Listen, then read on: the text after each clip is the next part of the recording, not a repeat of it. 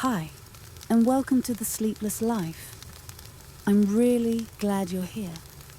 Whether you're sliding into bed, curled up on the couch, or just trying to slow your mind after one of those long, ordinary human days, you've found a good place. This is a quiet little pocket of the internet where science slows down, takes off its shoes, and whispers gently into the dark. Tonight, we're heading into the mysterious world of sleep, into the strange dreamy stories your brain tells when you're not even aware. We'll talk about what science has learned so far about dreams and the sleeping brain. There's wonder here. The brain waves that move like ocean tides, the thoughts that feel like movies, and the questions that still don't have answers. Now, I do hope this video doesn't turn out too interesting, because I'd hate to keep you awake. But if you end up staying up a little longer just to wonder about what your brain does at night, well, that seems like a fair trade. If you like these quiet science journeys and want to help this little cozy channel keep growing, I'd be truly thankful if you gave the video a like, subscribed, or even dropped a comment telling me where in the world you're listening from and what time it is where you are. All right, take a breath. Let your shoulders drop. It's time to step softly into the quiet theater of your dreaming mind. What exactly is a dream? It sounds like an easy question, right? But trying to explain a dream is kind of like trying to grab a cloud. You might get close, but it slips away before you can hold on to anything real. At its heart, a dream is just a mix of thoughts, pictures, feelings, and sounds that your brain creates while you're asleep. It's like your mind's own built-in movie theater, no subscription needed. Sometimes they're dramatic, sometimes weird, sometimes scary, and often just plain random. Still, even when they're strange, dreams feel real in the moment. You might fly, fall, talk to a walrus in a tuxedo, or find yourself panicking about a test from high school, even though you graduated 10 years ago. And while it's happening, your brain thinks all of it makes perfect sense. But why does the brain even bother with this stuff? Let's go back, way back, to the time before science labs and brain scans, when people still had dreams, but no idea what they were. In ancient Mesopotamia, folks believed dreams were messages from the gods. The Egyptians even had dream experts, kind of like nighttime fortune tellers. If you dreamed about a cat, a storm, or a flying crocodile, someone probably had a scroll explaining it. Later, in ancient Greece, smart thinkers like Aristotle joined the dream discussion. He was one of the first to say that dreams might not come from the gods at all, but from the person dreaming, from inside their body and mind. Still, for a long time, most people kept believing that dreams had big hidden meanings. Then, much later, came the 1800s and early 1900s, and a guy named Sigmund Freud, who made dreams cool again. Freud said dreams were the royal road to your deep-down thoughts. He believed they showed your hidden wishes, fears, and things you weren't allowed to say out loud. It all sounded deep and dramatic, and maybe a little awkward, but people found it fascinating. Another thinker, Carl Jung, who started out working with Freud, had a different take. He thought dreams weren't just about personal stuff, but also connected us all through shared symbols, like a library of dream meanings that everyone taps into, no matter who they are. But that's when science stepped in and gently said, "Mind if I take a closer look?" Today, modern brain science has a more grounded view. Instead of looking for deep secrets about your childhood, scientists study how the brain works while we sleep. What they found is that dreams are closely linked to different stages of sleep, especially something called REM sleep. REM means rapid eye movement. It's when your eyes twitch back and forth under your eyelids and your brain becomes surprisingly active, sometimes almost as active as when you're awake. Your heart beats a bit faster, your breathing changes, and your body goes into a kind of short-term freeze. This sleep paralysis is actually helpful. It keeps you from acting out your dreams while you sleep. Dreams can also happen during other sleep stages, what's called non-REM sleep. But those dreams tend to be more fussy, less colorful, and usually kind of boring. The big, bold dreams, the ones with talking animals, wild adventures, or strange twists, those are most likely happening during REM. So the next time you wake up and think, what was that dream? Chances are it was just your brain running a late-night show during REM sleep. A little weird, a little wild, and totally human. But here's where things get a little mysterious. Scientists still aren't sure exactly why we dream. Is dreaming just your brain doing some late-night cleanup? Like defragmenting a computer? Or is it something deeper? Like your mind trying to send you quiet, symbolic messages in a language we haven't learned to understand yet? And here's something even stranger. Not everyone dreams the same way. Some people say they don't dream at all. But most of the time, it's just that they don't remember. Dreams are like fog. They can feel so real when you're in them. But by the time you're brushing your teeth, they've slipped away. One moment, you're in the middle of an epic space adventure with your childhood hamster as the hero. And the next, it's all gone. Don't worry if that's happened to you. It happens to almost everyone. That's because the part of the brain that helps you remember things, like the hippocampus, isn't fully on during REM sleep. So those memories don't get saved the way your daytime memories do. They vanish quickly, kind of like a disappearing Snapchat. But sometimes dreams do stick, especially the ones that make us feel something, the ones that scare us, the ones that bring us joy, the ones that leave behind an emotion we carry into the next morning.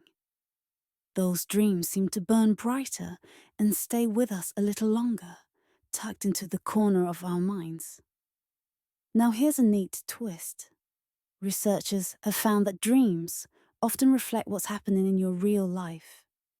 It's called the continuity hypothesis. Basically, your brain takes bits and pieces of your day, what you felt, saw, or even ate, and mixes them into your dreams. So if you watched 5 episodes of a crime show, argued with your boss, and ate spicy noodles before bed, don't be shocked if your dream turns into a chili-powered murder mystery. Yep, even noodles have dream power. But dreams aren't just leftovers from your day. They're also where your imagination runs wild. Some of the world's most creative ideas came from dreams. Paul McCartney dreamed the melody for Yesterday. Mary Shelley dreamed up Frankenstein. Even the periodic table. Mendeleev said it appeared to him in a dream. Dreams don't follow rules. There's no gravity, no deadlines, no logic. Your brain is free to play, invent, rehearse, or just let go. It's like directing a movie where the actors, the set, and the story are all you, and nobody knows the script. But somehow it still works. So next time you drift off, remember, you're about to enter your very own midnight theater. No ticket needed, no rules required. It might be silly, emotional, or completely bonkers. But that's the beauty of it. Dreams remind us that even in our quietest hours, the brain is still alive and full of wonder. And speaking of quiet hours, let's take a soft step into sleep itself. The magical stage that allows dreaming to happen. We often think of sleep as just off time, like flipping a light switch or hitting pause on the day. But inside your body, sleep is anything but still. It's more like a carefully choreographed dance, a symphony, a cycle. Scientists even call it sleep architecture, which makes it sound fancy. And honestly, it kind of is. Sleep has two big parts: REM sleep, the one where most dreams happen, and non-REM sleep, which has 3 steps. Those 3 stages are called N1, N2, and N3, which might sound like little robot names, but they're just different levels of how deep you sleep. All night long, your brain moves through these stages like a playlist on repeat, about every 90 minutes. The lights go low. Your breathing softens. Your body relaxes. And you drift deeper and deeper until the next cycle begins again. So no, sleep isn't simple. It's detailed, rhythmic, essential. And every night, without you having to do anything, your brain runs this beautiful system so you can rest, heal, and dream. Stage N. 1. The gentle drop-off. This is the moment when you start slipping out of wakefulness. You're not fully asleep yet. More like in between. You might still hear a bit of what's going on around you, but your brain is beginning to switch gears. Sometimes your muscles twitch, or you feel like you're falling and jerk awake. Don't worry. Your soul isn't leaving your body. It's just your nerves misfiring a little as your body powers down. In this stage, brainwaves slow down from their usual fast pace and turn into slower waves called theta waves. It's that hazy, dreamy space between being awake and being asleep. If someone wakes you up during N1, you might argue, I wasn't even sleeping. And, weirdly enough, you're both right and wrong. Stage N2, the light snooze. Now, you're moving a bit deeper into sleep. Your body's relaxing more. Your heart rate slows, your body gets cooler, and your eyes stop moving. At this point, your brain gets serious about rest. You're not dreaming yet, but you're definitely not checking your phone. During this stage, your brain creates bursts of activity called sleep spindles and K-complexes. Sounds like the name of a rock band, right? But really, they help protect your sleep, like gentle little show signals that block out random noises or movements so you can stay asleep. You'll actually spend most of your night in this stage. It's not flashy, but it's solid, like the quiet hero of sleep that keeps everything running smoothly. Stage N3, deep sleep, the body repair zone. Now we hit the heavy stuff. This is deep sleep, also called slow wave sleep. It's the phase your body absolutely loves. During N3, your brain sends out big, slow delta waves. These are like deep ocean waves rolling gently through your mind. This is when your body goes to work fixing itself, healing tissues, building muscles, strengthening your immune system. If you're a kid, this is when your body grows taller. If you're an adult, it's when your body catches up on repairs. Waking up during this stage is tough and not fun. You'll feel groggy and disoriented, like someone pulled you out of a hot tub using a foghorn. Dreams might happen here, but they're more like flashes of emotion or short little thoughts. The wild dream theater comes next. REM sleep, the dream playground. Welcome to REM, short for rapid eye movement. This is where your brain really lights up. Your eyes move quickly under your eyelids, and your muscles go completely still, like your body hits pause. This is when most of your vivid, colorful, crazy dreams happen.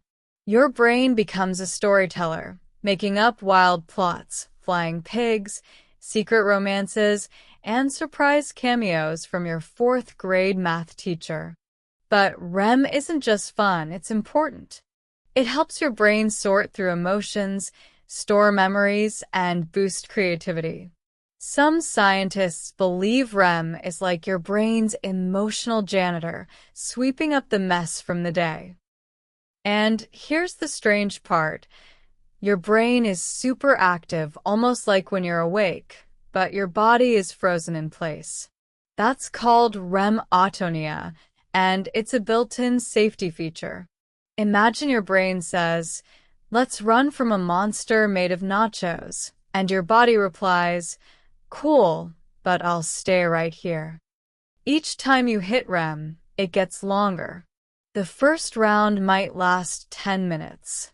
By morning, it could be nearly an hour. That's why your dreams feel longer, weirder, and more vivid the closer you get to waking up.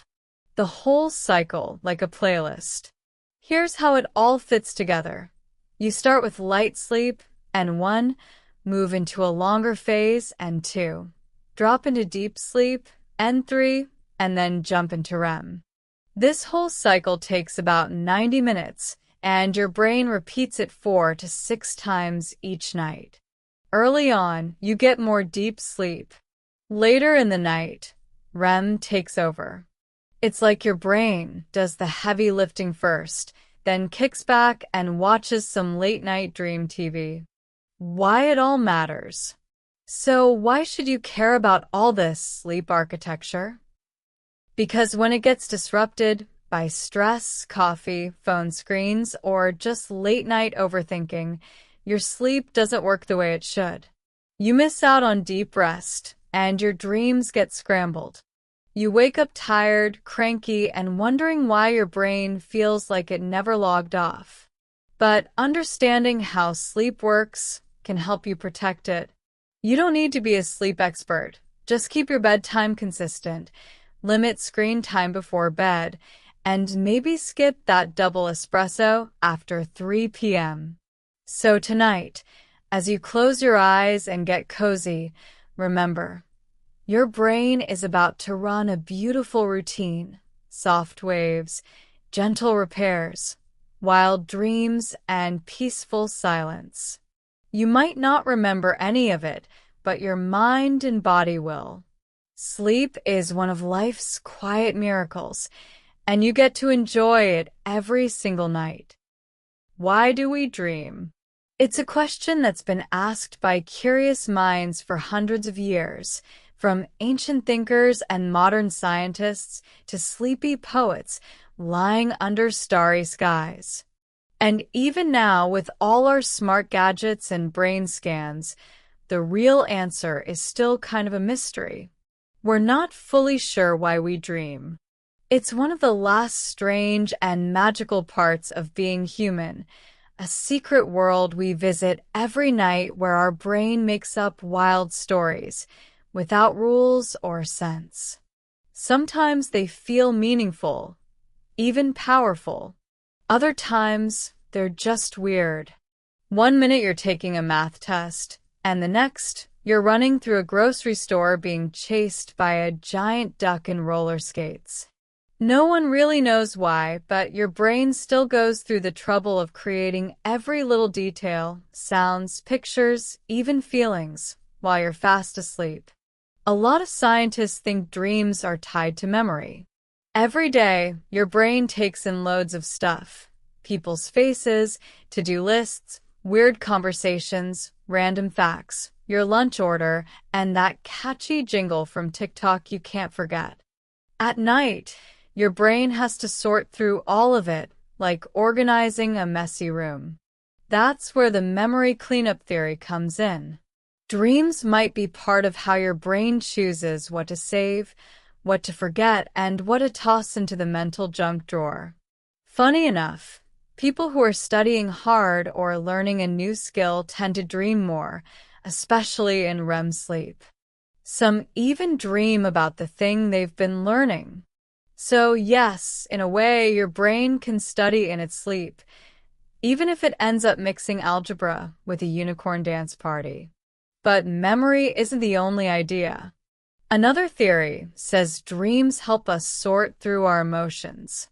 During REM sleep, the brain acts in a really interesting way. The emotional parts, like the amygdala, light up, while the parts that cause stress calm down. This means your mind can revisit emotional stuff without all the pressure or panic that comes with it. It's like a little nighttime therapy session, run by your own brain. That strange dream where you calmly argued with your ex on top of a slow-moving elephant? That could have been your mind's way of saying, we're working through it, with fewer tears and more wildlife. There's also a theory that dreams are kind of like practice runs for danger. According to this idea, your brain uses dreams to prepare for things that could go wrong, like being lost, getting chased, or forgetting your lines in a play you didn't know you were in. It's like a mental fire drill. This might explain why people who've lived in more stressful or unsafe environments tend to dream more often and more vividly. Their brains are staying sharp, even in sleep. So, next time you dream about jumping out of a sinking boat while reciting the alphabet backwards, it might just be your survival instincts doing a dress rehearsal. Some theories aren't so emotional or deep. There's one called the activation synthesis idea, and it's a bit more mechanical. It says that when we dream, our brain is reacting to random signals firing off in the brainstem.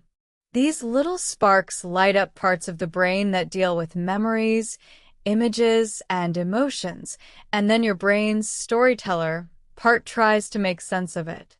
So instead of dreams being meaningful stories, they're more like your brain throwing together a slideshow using whatever scraps it finds. That's why dreams can be so random.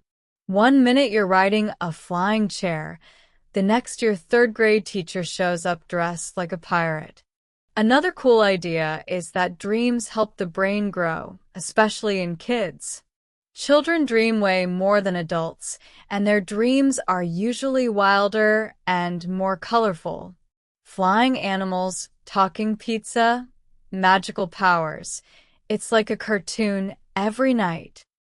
Some scientists think these wild dreams help young brains stretch their imagination, build new brain pathways, and explore how emotions work. So, if your child says they fought a marshmallow dragon to save the moon, they're not just being silly. Their brain is doing some serious behind-the-scenes work. Even for grown-ups, dreaming might help with solving problems or coming up with creative ideas. Ever gone to bed stuck on something and then woken up with a clear answer?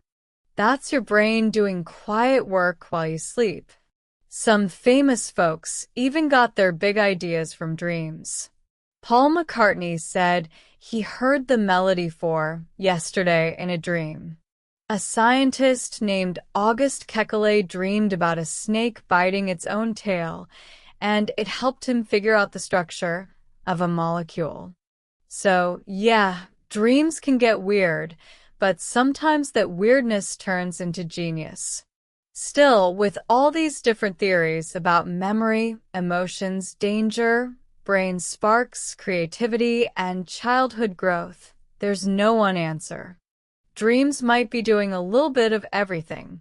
Your brain could be cleaning up, testing new ideas, working out feelings, and throwing in a penguin in sunglasses just for fun. That's what makes dreaming so special. It's messy, mysterious, and deeply human. Every night, your brain becomes a storyteller, spinning tales just for you, stories you don't always remember, but that might quietly shape the way you think and feel. So the next time you lie down and close your eyes, remember, even when you're resting, your brain is still working, sorting, cleaning, imagining, and maybe even helping you grow. And if it chooses to do all that while turning your uncle into a talking cactus, well, that's just your brain doing what it does best. Have you ever stopped to wonder which part of your brain is responsible for that dream where you were taking an exam in a swimming pool full of marshmallows? Or why some dreams feel full of big emotions, while others are just a scrambled mess of leftovers from your day? The answer doesn't lie in just one part of the brain. Instead, dreams happen through a quiet nighttime teamwork, a mix of several brain areas, each playing a part in this mysterious movie we call dreaming. Let's begin with the prefrontal cortex. During the day, this is the part of your brain that keeps things in order. It helps you plan, think clearly, and make good decisions. It's the voice in your head that says, maybe don't text your ex at 2 a.m. But once you drift into REM sleep, this brain region hits the snooze button. It powers down a little, stepping aside so other parts of the brain can take over. With the prefrontal cortex on break, the brain feels free to let go of logic, and that's when the dreams start to get wild. Suddenly, your brain is painting pictures with no rules. The editor is gone, and the creative team is going full sparkle mode. Meanwhile, the amygdala is waking up. This tiny almond-shaped part of your brain handles emotions, especially things like fear, anger, and excitement. And during dreams, it gets very active. That's why your dream about being chased by a flying vacuum cleaner feels so real. It might not make any sense, but it feels important. The amygdala is turning up the emotional volume. But here's the cool part. Because your body isn't in real danger, you get to experience those emotions without freaking out. It's like emotional training wheels for your mind. Next up is the hippocampus, your brain's memory manager. It's in charge of collecting and sorting your memories. When you dream about a diner you passed yesterday, or suddenly your second grade teacher shows up riding a llama, that's your hippocampus digging through the memory bin. But it's not fully awake during REM sleep. So while it hands you these bits and pieces, it doesn't really help you store the dream. Or why some dreams feel full of big emotions, while others are just a scrambled mess of leftovers from your day. The answer doesn't lie in just one part of the brain. Instead, dreams happen through a quiet nighttime teamwork, a mix of several brain areas, each playing a part in this mysterious movie we call dreaming. Let's begin with the prefrontal cortex. During the day, this is the part of your brain that keeps things in order. It helps you plan, think clearly, and make good decisions. It's the voice in your head that says, maybe don't text your ex at 2 a.m. But once you drift into REM sleep, this brain region hits the snooze button. It powers down a little, stepping aside so other parts of the brain can take over. With the prefrontal cortex on break, the brain feels free to let go of logic, and that's when the dreams start to get wild. Suddenly, your brain is painting pictures with no rules. The editor is gone, and the creative team is going full sparkle mode. Meanwhile, the amygdala is waking up. This tiny almond-shaped part of your brain handles emotions, especially things like fear, anger, and excitement. And during dreams, it gets very active.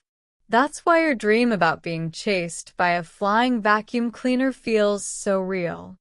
It might not make any sense, but it feels important. The amygdala is turning up the emotional volume. But here's the cool part. Because your body isn't in real danger, you get to experience those emotions without freaking out. It's like emotional training wheels for your mind. Next up is the hippocampus, your brain's memory manager. It's in charge of collecting and sorting your memories. When you dream about a diner you passed yesterday, or suddenly your second grade teacher shows up riding a llama, That's your hippocampus digging through the memory bin. But it's not fully awake during REM sleep. So while it hands you these bits and pieces, it doesn't really help you store the dream. That's why your dreams often vanish the second you open your eyes. The memory vault is cracked open, but the lights are dim. Now, let's talk about the occipital lobe, the brain's visual center, sitting in the back of your head. Even when your eyes are closed, this part of the brain is busy turning your dreams into movies. Wild colors, strange places, faces from the past. This is your own mental cinema.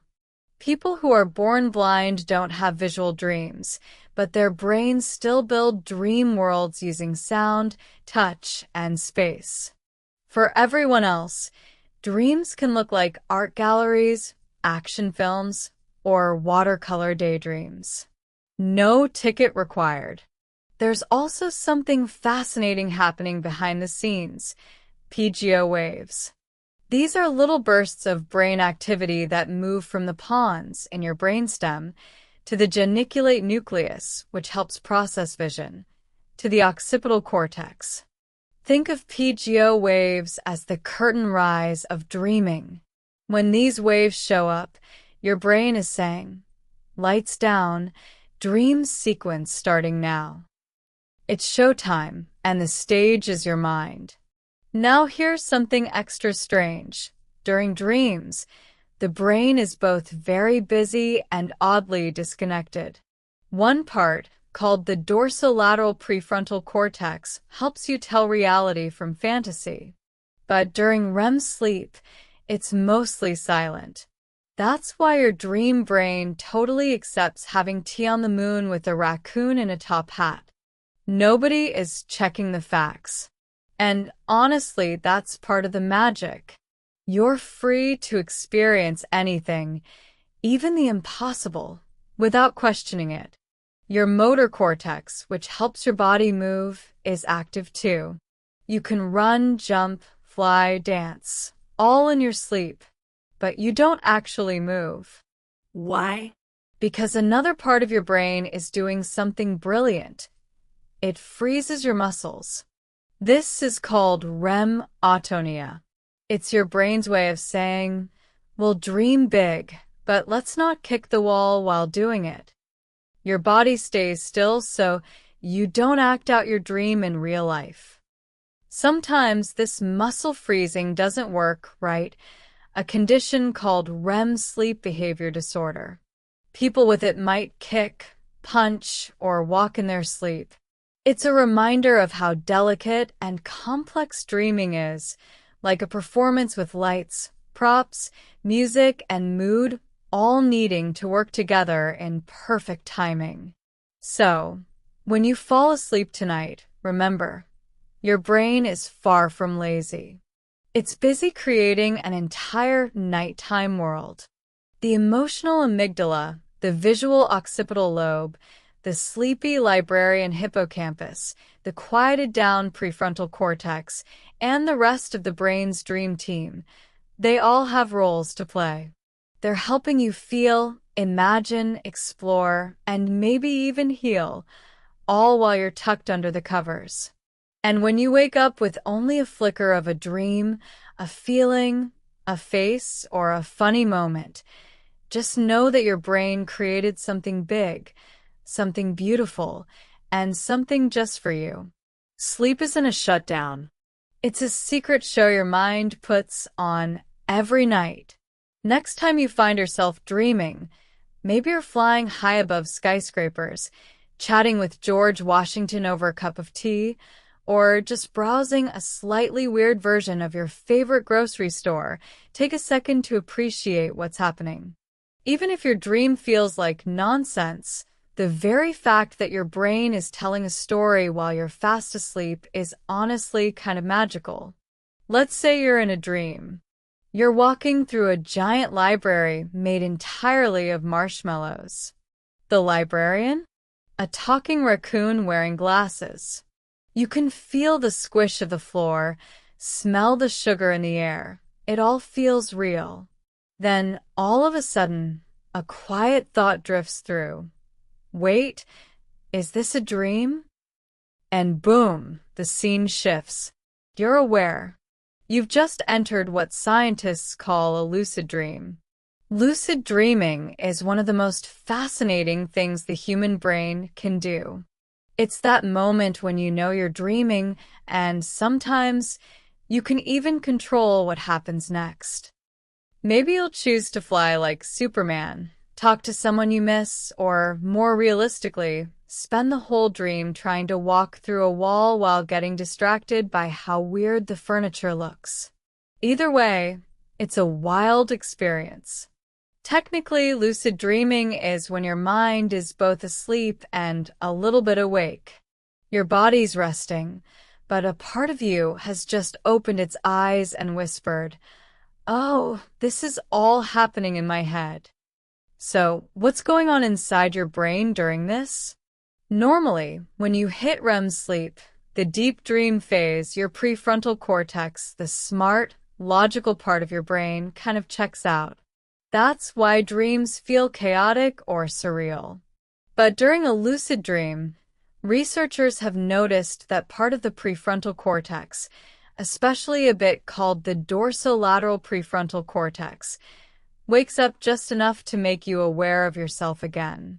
You're still dreaming, but now there's a narrator, a little inner voice saying, "Hey, none of this makes sense, and that's okay. Let's enjoy it." Want to hear something even cooler? Some lucid dreamers have actually communicated with scientists from inside their dreams. Yep. In sleep labs, trained dreamers have been asked to move their eyes left, right, left during a lucid dream. These little eye movements show up on brain monitors in real time. It's like sending secret Morse code from dreamland. Imagine your body's still, your eyes are closed, but your mind is waving hello. Some people have lucid dreams by accident. One weird dream, one strange moment, and they suddenly realize, this isn't real. Others, though, work to make lucid dreaming a skill. One method is called mild, short for mnemonic induction of lucid dreams. It goes like this. After about 5 hours of sleep, you wake up, remind yourself that you want to realize you're dreaming, and repeat a simple phrase like, "Next time I'm dreaming, I'll remember I'm dreaming," as you fall back asleep. You're basically planting a seed of awareness in your sleepy brain. Then there's a tougher method called wild, or wake-initiated lucid dreaming. This one's kind of like sneaking directly into a dream without ever losing awareness. Your body falls asleep, but your mind stays alert. It's tricky, and it can come with odd side effects like feeling paralyzed or seeing things that aren't there. But if you stick with it, you might walk right into a lucid dream, fully conscious, like opening a secret door in your head. There's also a simple trick called reality checks. All day long, you ask yourself, "Am I dreaming?" Try to push your finger through your palm. Look at a clock, then look again. If the time changes wildly, or the words look like nonsense, you might be dreaming. The goal is to build a habit, so your brain eventually asks the same question while dreaming, and that's when you realize what's going on. Lucid dreams are like private late-night adventures. Only your bed is your theater, and your brain is the actor, writer, and director. They're a reminder of how playful, curious, and clever the sleeping brain really is. Even in rest, it's exploring, experimenting, and building stories that no one else but you will ever see. So, what makes lucid dreaming so special? For some people, it's just pure fun, a chance to fly through the sky, breathe underwater, or visit places that could never exist in real life. But for others, lucid dreams can actually be healing.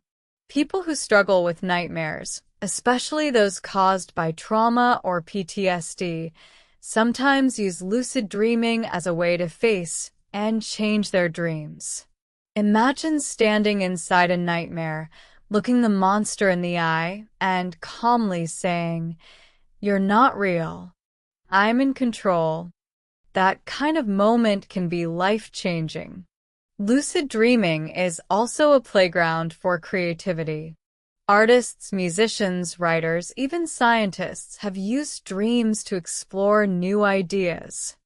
The famous painter Salvador Dali used a trick to wake himself up during dreams so he could capture those strange images in his art. And director Christopher Nolan has said that lucid dreaming helped inspire his movie Inception. Once you know that, the movie makes a lot more sense, doesn't it? Now, lucid dreaming isn't something that happens easily for everyone. Some people can learn it with a little practice. Others might go their whole lives without ever knowing they're dreaming while it's happening. That's okay. Everyone's brain is different. And even for those who do lucid dream, the experience can vary. Sometimes you can shape the whole dream like you're molding clay. Other times, you're just kind of aware that it's a dream, but along for the ride. There are a few things to watch out for. Lucid dreaming lives in that strange space between sleep and waking. Some of the techniques used to reach it, especially those that interrupt your sleep, can leave you feeling tired the next day if you're not careful. Like anything in life, balance is key. Think of lucid dreams like a peaceful little garden you can visit now and then a place to explore, not something to stress over every night. In the end, lucid dreaming shows us how amazing the mind really is. Whether you've had 100 or none at all, the fact that our brains can become aware while we're dreaming is kind of a miracle. So the next time you find yourself floating through a sky of shifting colors or wandering a glass castle in your sleep, maybe a tiny voice will whisper, "This is a dream." And if you smile and take off flying, well, that's the magic of the dreaming mind. Of course, not all dreams are made of stardust and sweet memories. Sometimes, sleep brings something much harder to face, a nightmare. Nightmares are like emotional thunderstorms in the middle of the night. They shake you awake, leave your heart racing, and often hang around like a heavy fog even after you've had your morning coffee. But why does this happen? Why would your brain choose to scare you while you're just trying to get some rest? Let's break it down. A nightmare is just a dream, but with the volume turned way up. They usually happen during REM sleep. Yep, the same stage where most of our story-like dreams occur. But what makes them different is the emotion. Nightmares crank up fear, anxiety, sadness, or even shame. You might dream of falling, being chased, losing someone, or being thrown into an embarrassing situation, like suddenly realizing you're giving a speech in your pajamas while holding a goldfish. Yeah, dreams can get weird. Most people have nightmares now and then, and that's totally normal. But when they happen a lot or start to affect your daily life, it might be something more, a real condition called nightmare disorder. It's more common in people dealing with stress, anxiety, or a history of trauma. Here's something fascinating. Nightmares might actually be your brain's way of helping. Some researchers think they're like emotional training drills, kind of like your mind running through worst-case simulations so it can handle tough feelings. Like a fire drill for your emotions. It's not fun, but it might be helpful. For people who've been through trauma, though, nightmares can become replays of painful memories. This happens a lot with PTSD. The brain keeps looping through the same dream night after night, trying to work something out. In those cases, One helpful method is imagery rehearsal therapy. It's a way to rewrite the nightmare during the day by imagining a calmer, safer version of the dream. Then you practice that version over and over. Over time, it helps tell your brain, okay, we've learned what we needed to. You can let this go now. Not all scary things in sleep are nightmares. There's another kind, something called night terrors. These are totally different and way less talked about. Night terrors usually happen during deep, non-REM sleep, and mostly in the early part of the night. Unlike nightmares, which are detailed and feel like a scary movie, night terrors are more like sudden panic attacks straight from the brain stem. The person might sit up fast, scream, sweat, thrash around, or look wide-eyed and terrified. But here's the strange part. They're not actually awake. Their eyes might be open, but they're not there. It's like trying to talk to someone on a phone call, but no one's really on the line. Most of the time, people don't even remember the night terror when they wake up. These happen a lot more in children than in adults, and most kids grow out of them eventually. They can be scary to see, especially if you're a parent, but they're usually harmless and not linked to long-term problems. Still, no one likes to hear a child scream at 2 a.m. after reading a bedtime story about happy rabbits. Adults can get night terrors too, but it's rare. When it does happen, it's often tied to stress, sleep disorders, or certain medications. And they're not really dreams. They're more like the brain getting stuck between sleep and wakefulness, confused about what it's supposed to be doing. It's like your brain and body are playing tug-of-war with the on switch. Then there's something even weirder, sleep paralysis. This happens when your mind wakes up, but your body doesn't. You're aware, but you can't move. You might see shadows, hear strange sounds, or feel something pressing on your chest. It can be super creepy. In the past, people thought it was ghosts, demons, or dark spirits. Now we know it's just a glitch in the REM system. Your brain is still holding your muscles in sleep mode, even though you're awake. It's scary but harmless, and usually only lasts a few seconds or minutes. Still, those few moments can feel like being trapped inside your own body, frozen and wide-eyed. So why is the brain so good at freaking itself out? One idea is that negative emotions are easier to remember. From an evolutionary standpoint, it helps to remember danger. You're much more likely to remember a dream about escaping a burning building than one where you're having a really good sandwich. Fear sticks. It teaches us what to avoid. In that way, nightmares might actually be helpful, like little mental fire drills, training your brain for emotional survival. But dreams don't scare everyone the same way. One person might be haunted by a dream of public speaking, while another might enjoy being on stage. The emotional weight of a dream depends on who you are, what you're going through, and what your brain is trying to process.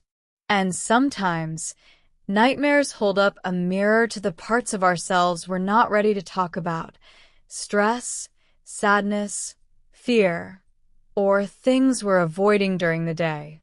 They might not feel good in the moment, but they can shine a light on what needs attention.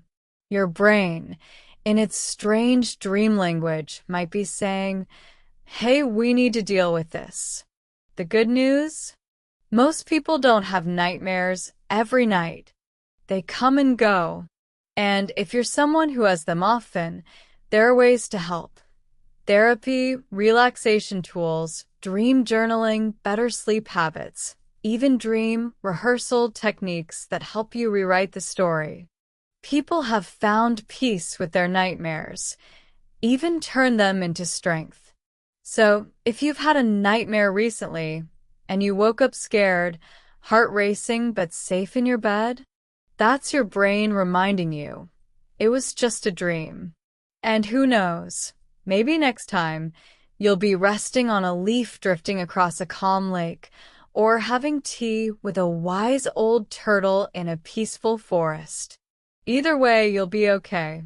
We like to think of sleep as a break, a time to rest, to power down, to get away from the world for a while. But dreams? They don't always play along. They don't wait for permission.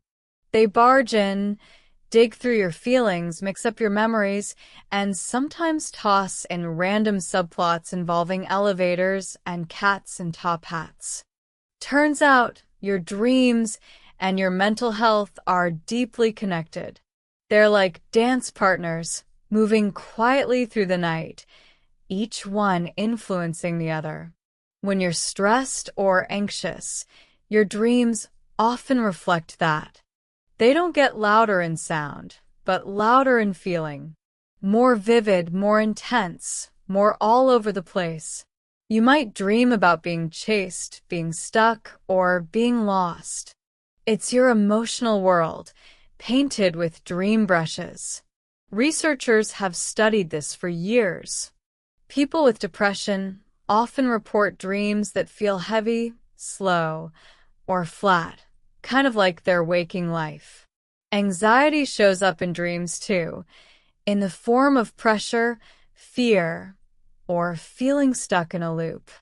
Ever tried to dial a phone number in a dream and it just won't go through? That's anxiety sneaking into your sleep. Dreams don't just show what's wrong. Sometimes they're trying to help, helping us process, reflect, or even rehearse life. They can carry pain, but also carry healing. Because even when your eyes are closed and the world has gone quiet, your mind keeps working, keeps whispering, and sometimes keeps dreaming you through the hard stuff. Dreams aren't just shaped by what they're about. Their structure, how clear or jumbled they feel, can shift depending on your mental health. When people go through stress, trauma, or tough emotions, dreams can become more scattered and confusing. It's like your brain is trying to sort through too much, too fast, but doesn't have enough glue to hold the pieces together. You end up with a dream that feels heavy and emotional, but it doesn't quite make sense.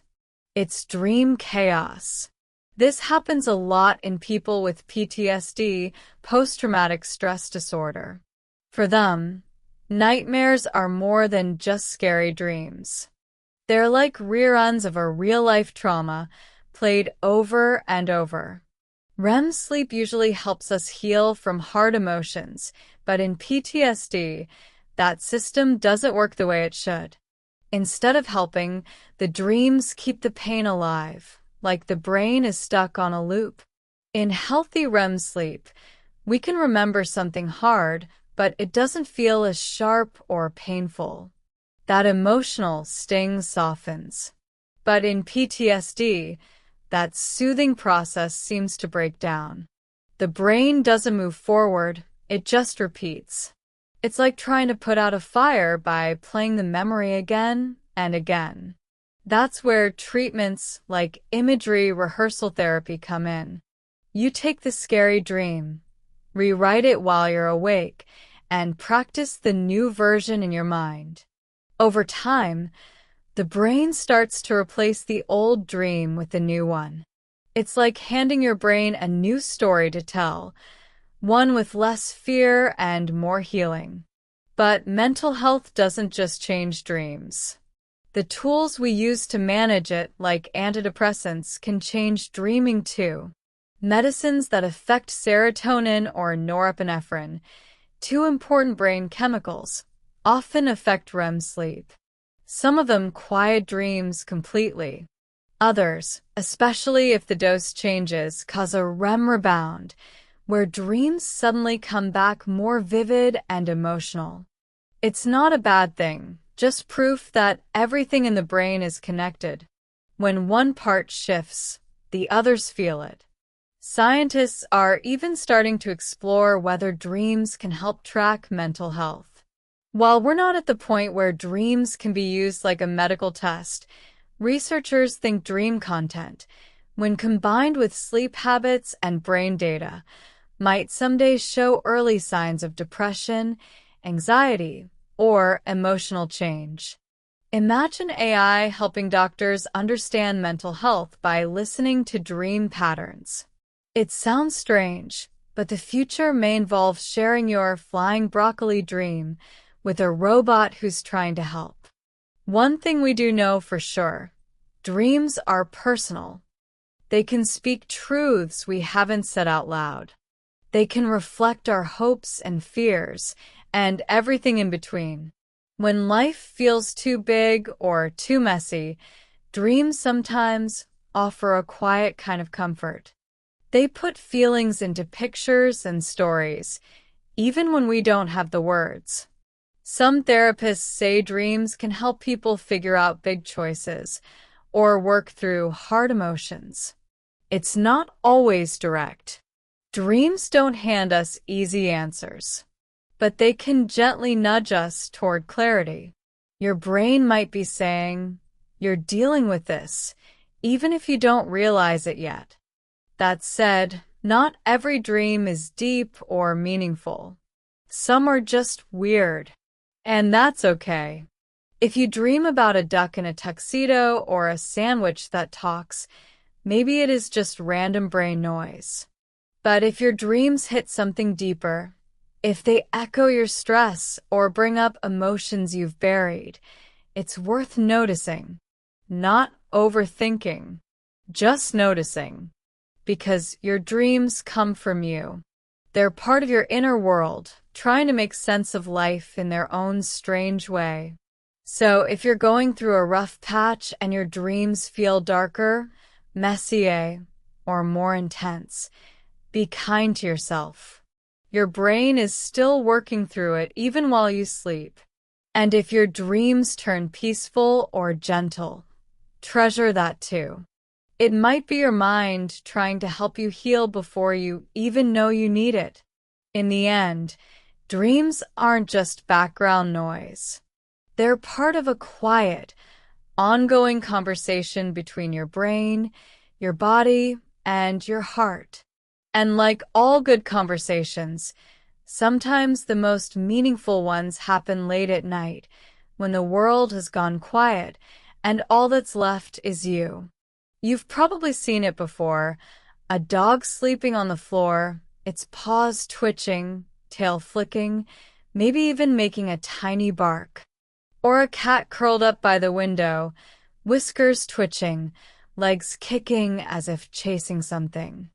And you've maybe wondered, do animals dream? The answer is, most likely yes. Of course, they can't tell us.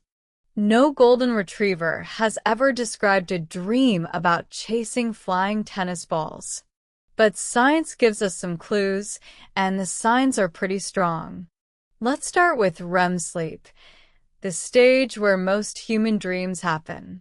Almost all mammals, and many birds too, experience REM.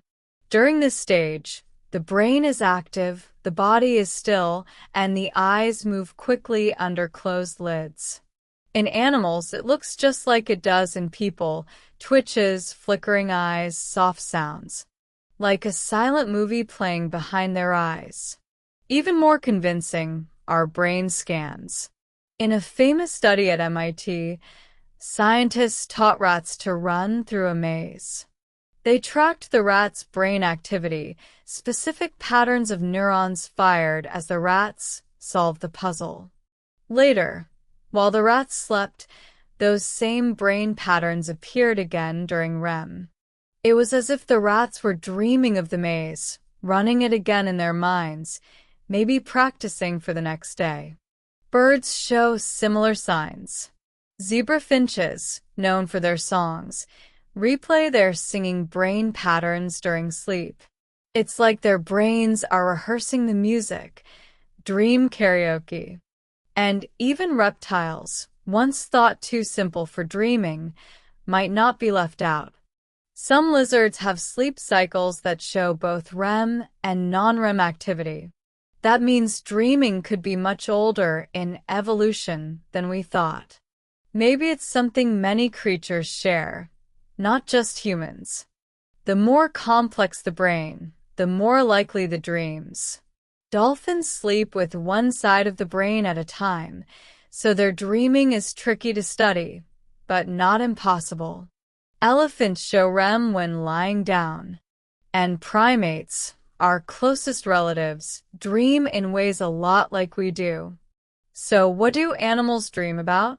That's the mystery. We can't ask them, but we can guess. They probably dream about what matters to them: running, eating, exploring, playing, social moments. Their dreams might not be full of strange symbols like ours can be. No metaphors, no stories about showing up to school in your pajamas. Just experiences that are familiar and important to them. Some animals might even have nightmares. Rats under stress show different sleep patterns. They may even avoid parts of a maze they were shocked in, possibly after dreaming about it. So, like us, animals might use dreams to work through scary or stressful things. And what about your pet? The dog curled up at your feet or the cat snoozing in the sun? They dream too. In fact, studies suggest that dogs have vivid dreams. Small breeds tend to dream more often, while large breeds stay and each dream longer. And they might even dream about you. After all, you're a big part of their life. Cats also dream. Back in the 1960s, scientists discovered that when they disabled the part of the brain that keeps cats still during REM sleep, the cats acted out their dreams, stalking, pouncing, grooming, all while asleep. It was the first clear sign that animals live out little stories in their minds while they rest. Thinking about animals dreaming brings up big, fascinating questions. Do they know they're dreaming? Do they have a sense of self in the dream? Do they know the difference between real and imagined? Maybe not. But maybe dreaming is a kind of shared brain language, a quiet space where all kinds of creatures remember, rehearse, and feel. Maybe it's something deep and old, something stitched into life itself. So the next time your dog twitches or your cat makes a sleepy chirp, let them be. Let them chase dream rabbits or fly through dream skies. They're off on their own little adventure, a place you'll never see. But that's just as real to them as your own dreams are to you. And as you drift off to sleep, you can smile knowing you're not alone. Somewhere nearby, another creature is dreaming too. For most of human history, dreams were private, just for one person, seen only in the dark. You might wake up remembering a little piece, a face, a feeling, a strange place. But try to explain it, and the magic slips away. Dreams were like whispers in a locked room. But now, science is picking the lock. Welcome to the new frontier, dream recording, where technology, brain science, and a little wonder come together to try something that once sounded impossible: to read the dreaming mind. It all starts, like many brainy things do, with machines and squiggly lines. For years, scientists have used something called EEG, short for electroencephalography, to watch brain waves during sleep. It's great for tracking sleep stages, like light sleep, deep sleep, and REM. But EEG doesn't tell us what a person is dreaming about. To see more detail, researchers turn to a different tool: fMRI, functional magnetic resonance imaging. It shows which parts of the brain are active and when, almost like watching the brain glow in real time. One of the most amazing studies in this area happened in Japan, at the ATR Computational Neuroscience Laboratories. Researchers asked people to fall asleep inside an fMRI machine, which, let's be honest, isn't the coziest place to nap. But the volunteers managed to drift off, and the team watched their brain activity during the early stages of sleep, right when short dream images begin to appear. Here's where it gets clever. Before the nap, participants had been shown hundreds of pictures of people, cats, cars, buildings, books, while awake. Scientists recorded their brain's response to each image, kind of like creating a neural fingerprint for each category. Then, as the participants started dreaming, those same brain patterns popped up again. By comparing the sleeping brain's activity to the earlier, awake data, the scientists could guess what kind of image the person was dreaming about: a tree, a car, a face. They couldn't know the story or feelings, but they could match basic visuals. But dreams? They don't always play along. They don't wait for permission. They barge in, dig through your feelings, mix up your memories, and sometimes toss in random subplots involving elevators and cats in top hats. Turns out, your dreams and your mental health are deeply connected. They're like dance partners, moving quietly through the night, each one influencing the other. When you're stressed or anxious, your dreams often reflect that. They don't get louder in sound, but louder in feeling. More vivid, more intense, more all over the place. You might dream about being chased, being stuck, or being lost. It's your emotional world, painted with dream brushes. Researchers have studied this for years. People with depression often report dreams that feel heavy, slow, or flat, kind of like their waking life. Anxiety shows up in dreams too, in the form of pressure, fear, or feeling stuck in a loop.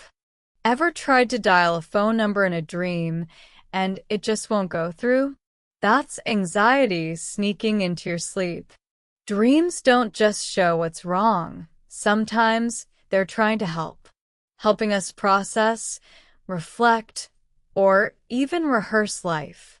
They can carry pain, but also carry healing. Because even when your eyes are closed and the world has gone quiet, your mind keeps working, keeps whispering, and sometimes keeps dreaming you through the hard stuff. Dreams aren't just shaped by what they're about. Their structure, how clear or jumbled they feel, can shift depending on your mental health. When people go through stress, trauma, or tough emotions, dreams can become more scattered and confusing. It's like your brain is trying to sort through too much, too fast, but doesn't have enough glue to hold the pieces together. You end up with a dream that feels heavy and emotional, but it doesn't quite make sense. It's dream chaos. This happens a lot in people with PTSD, post-traumatic stress disorder. For them, nightmares are more than just scary dreams. Or consider therapy. A psychologist might see patterns in a person's dreams, recurring symbols, emotions, unresolved feelings, and use that to help them heal. Some researchers are already playing with targeted dream incubation.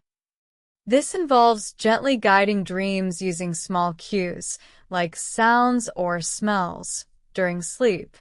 It's not full dream control, but more like planting an idea and seeing where it goes. If someone wants to dream about flying, they might hear soft wind sounds in REM sleep. If they're learning a new language, they might hear words to help with memory.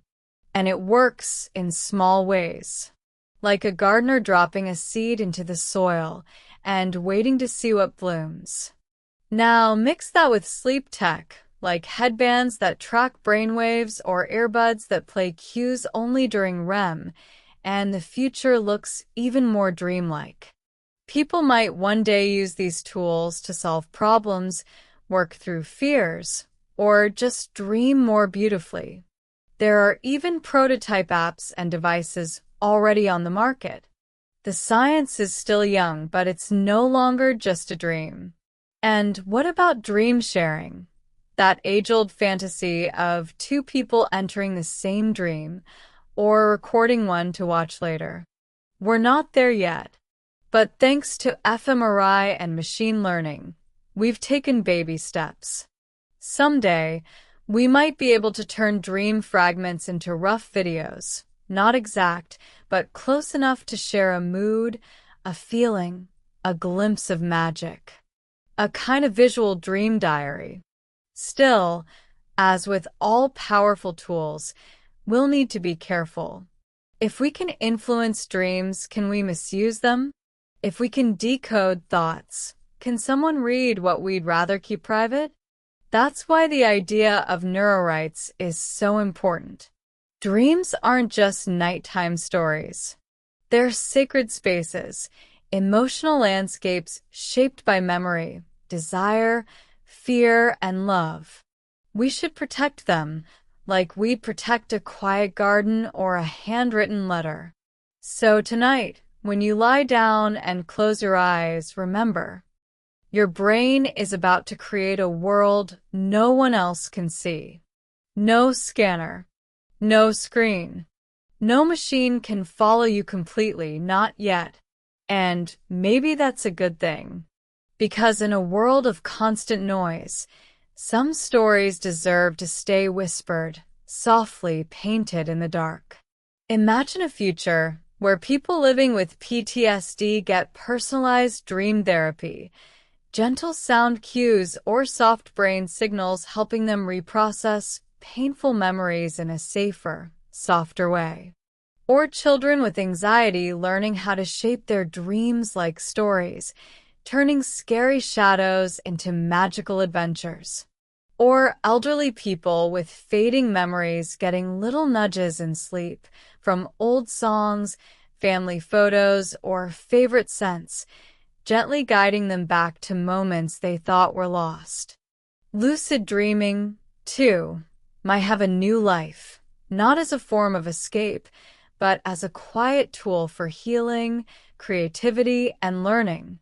Some scientists are already exploring how lucid dreamers can practice skills inside dreams, like playing music, learning languages, or even having difficult conversations.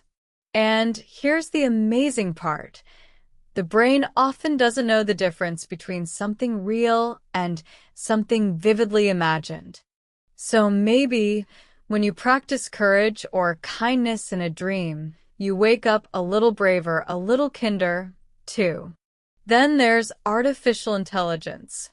AI is learning how to read brain patterns, suggest dream themes, even build interactive spaces that feel like dreams you can walk through while awake.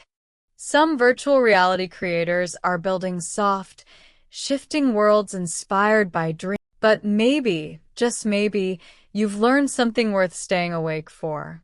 A fair trade, I hope.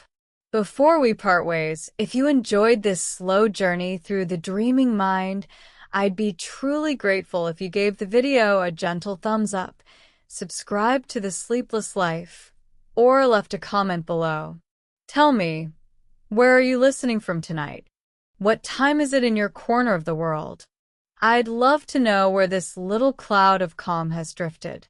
Until next time, sleep well, dream freely, and remember, your mind is still writing stories, even in the dark. Good night. Think about it, your midnight mindscapes, the ones you forgot by breakfast, could be archived, revisited, even studied. This technology isn't just a marvel of science. It challenges the boundaries of memory, consciousness, and privacy. As the line between thought and reality blurs, dream recording could revolutionize therapy, creativity, and even communication, offering a glimpse into the deepest corners of the human mind, stored in data, waiting to be rediscovered by daylight. So tonight, sleep deeply. Let your mind wander. And know that, even as scientists watch from the edges, your brain is still quietly spinning its stories in the oldest language it knows, behind closed eyes. And here we are, gently drifting back from the beautiful, strange world of dreams. We've tiptoed through REM cycles, wandered memories' quiet hallways, listened to the whispers of fear and healing. We've even peeked into the future, where brainwaves and machines meet, and where dreams might one day be shared like postcards. But more than anything, we've seen that dreams are not just nighttime noise. They are your brain's way of thinking in stories, soft, surreal, sometimes funny, sometimes sad, always deeply personal. And here's the most astonishing part. For everything we do know about dreams, there's even more that we don't. Because dreams still slip through science, like light through your fingers. They are, in the end, your mind's poetry, part science, part soul. So as you drift off tonight, whether your brain takes you into an epic adventure, a quiet moment from the past, or something so wonderfully weird it makes no sense at all, just let it happen. Don't try to control it. Don't try to solve it. Just follow it. Your brain knows what it's doing. And if this little video has left you more fascinated than sleepy, I apologize. Because dreams aren't programs, they're poetry. Your brain, behind your closed eyes, becomes a quiet storyteller. It flips through memories, rewrites scenes, makes up new ones entirely, sometimes clumsy, sometimes beautiful, always yours. The future of dream science might bring incredible new tools. We may learn more. We may even start to share dream fragments with each other. But nothing will ever replace the wonder of waking up with a strange image in your mind and thinking, where did that come from? Maybe that's the magic. No matter how far science goes, dreams will always keep a little mystery for themselves. They'll always be the place your mind slips into, softly, silently, to write stories in the dark. What if I told you that the wild, surreal dream you had last night, the one that slipped through your fingers the moment you woke up, could soon be recorded, stored, and replayed like a video? Sounds impossible, right? But cutting-edge science is turning that fantasy into a startling reality. Imagine waking up and not just remembering your dream, but watching it. Thanks to astonishing advances in neurotechnology, we're now on the edge of a future that sounds like pure science fiction. Devices are being developed that can decode and store dreams, allowing people to later view fragments of what their minds created while asleep. Researchers in Japan, for instance, have already used fMRI, functional magnetic resonance imaging, combined with AI algorithms to identify images people were dreaming about with startling accuracy, up to 60%, by matching neural activity during sleep to brain patterns recorded while awake. It's like peeking into the subconscious through a frosted window, and that window is getting clearer. The implications are surreal and almost poetic. Dreams, once fleeting and private, could one day be replayed like home videos, giving us access to the most personal cinema imaginable. Your brain is about to create a world no one else can see. No scanner, no screen, no machine can follow you completely, not yet. And maybe that's a good thing. Because in a world of constant noise, some stories deserve to stay whispered, softly painted in the dark. Imagine a future where people living with PTSD get personalized dream therapy, gentle sound cues or soft brain signals helping them reprocess painful memories in a safer, softer way. Or children with anxiety learning how to shape their dreams like stories, turning scary shadows into magical adventures. Or elderly people with fading memories getting little nudges in sleep from old songs, family photos, or favorite scents, gently guiding them back to moments they thought were lost. Lucid dreaming, too, might have a new life, not as a form of escape, but as a quiet tool for healing, creativity, and learning. Some scientists are already exploring how lucid dreamers can practice skills inside dreams, like playing music, learning languages, or even having difficult conversations. And here's the amazing part. The brain often doesn't know the difference between something real and something vividly imagined. So maybe when you practice courage or kindness in a dream, you wake up a little braver, a little kinder, too. Then there's artificial intelligence. AI is learning how to read brain patterns, suggest dream themes, even build interactive spaces that feel like dreams you can walk through while awake. Some virtual reality creators are building soft, shifting worlds inspired by dreams.